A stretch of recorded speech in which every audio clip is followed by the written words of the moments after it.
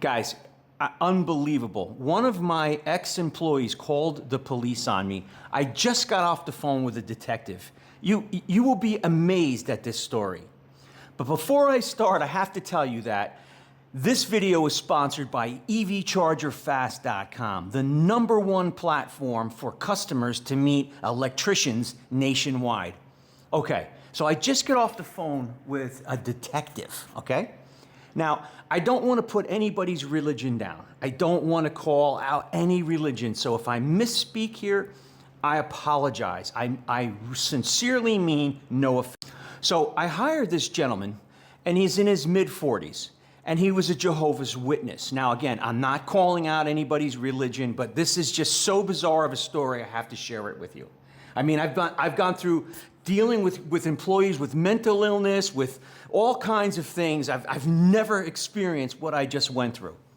So this gentleman, I guess, in that religion, death is pretty much eternal. Again, I don't want to call anybody out, but in his mind, when you die, you stay in the ground until, I guess, the resurrection. And you got to keep your body not mutilated. No, you don't get cremated. The way you die, you stay dead until the resurrection. So he was deathly afraid, no pun intended, of ever injuring himself and a customer. So I started to get some weird feelings and finding out more about him because he would install GFCI receptacles everywhere. I mean, he would double up and triple up GFCI circuits. Anytime he touched an outlet, he wanted to put a GFCI circuit breaker there, or circuit receptacle. And I'm going to call him X. And I used to say, hey, X, what's going on with all our supplies of the 20 amp GFCI receptacles? They're not cheap anymore. They're not $8 where they used to be. They're like $30, right? And he'd be like, oh, I'll pay for them. You know what? I'll replenish them. I said, no, you don't have to replenish them, but why are you putting in so many? Well, they're going to protect someone, and you could get killed working with electricity, and I just want to make sure. I mean, he was over the top.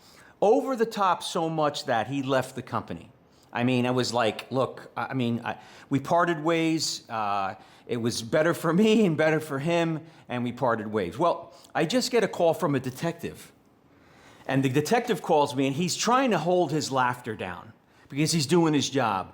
So this gentleman went into the police department to say that he mounted a ceiling fan and didn't feel he put enough screws in the ceiling fan to hold the box up under the joist.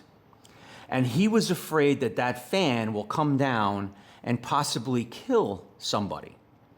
And I guess in his religion, that is like, you don't want to die prematurely, you don't want to get your head cut off, you don't want any type of damage. And so the detective called me and asked me to go over to the customer and take a look at what this guy did. So I did. I go over to the customer, I remove the ceiling fan, and I see he's got 4 big 2-inch hex head number 12 by 2-inch like Cully screw. You know, the Cully screws you can get from your supply house. You know, the big 2-inch number 12 with a 5/16 head on it. He's got 2 on either side of a small box. Ceiling fan rated box. I mean, I could do a pull-up off the thing. So it gets even better. So I put the ceiling fan back up, and I just tell the customer, hey, yeah, there was a concern. I just wanted to make sure. I think I told him it was a recall. I just wanted to make sure the right boxes, because how am I going to go into a customer and say, hey, the Jehovah's Witness feels that, I didn't want to say that, but I wanted to go and I wanted to check out the box. Okay, so I do that. I call the detective back and I said, hey man, I went, it's fine. He goes, I figured that. He goes, I appreciate that, Gary. I don't mean to bother you, but, well, I get another call from the same guy. And he says, oh, Gary, I think he misspoke.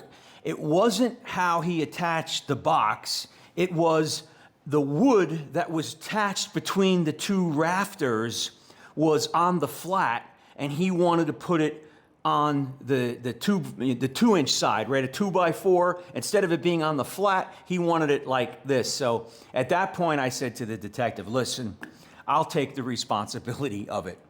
Well, this guy went to that customer and redid the whole thing. He was that paranoid. So I'm not trying to call anything out. I appreciate people who have integrity and they want to do things right, but you have to watch who your employees are. Some people go over the top. Some people acutely are like at a right angle, right? And they represent your company. So I should have saw the signs, seeing this gentleman just putting in GFCIs everywhere, which I think, which is another part, real quick, if you're still watching this video, is dangerous. When you have a GFCI circuit, let's say you have a small appliance circuit, and you put in, let's say, a QO GFCI 20 amp circuit breaker, okay? With the yellow push test button in the panel. And then you add GFCI receptacles on that circuit, I feel is more dangerous than not. And I'm going to tell you why. Because when you go up to a device like that and you attempt to trip that receptacle off, you may trip off the GFCI prior to the receptacle, thereby confusing the customer. So it is my opinion that you would put, the best for me would be one GFCI breaker, and then everything downstream on that circuit is GFCI protected. And that's why, ladies and gentlemen, boys and girls, when you open up a GFCI, you see those little blue, sometimes silver, this is GFCI protected outlet. And very rarely do I see you guys using them. So those little stickers are there for a reason. Use those stickers. If something is GFCI protected downstream, add those little stickers so that people know, hey, yes, this is GFCI protected already. It's Garrett Henderson. I thought I saw it all. I thought I've dealt with every type of employee, and I 100% respect Jehovah's Witness or whatever your religion is. I say a prayer for electricians worldwide. I invite you to search down and share it with the world. It's non-denominational, but I was just baffled. And how the detective, when he called me, at first I thought, what the heck did I do? What do you, here I'm bragging how I've never been sued and I've never had any issues and EV charger fast and Google me, and I get a call from a detective, from an ex-employee who doubted his work because he was afraid he'd put someone in the ground and they would stay there until the resurrection. It's Garrett Henderson. See you on the next one.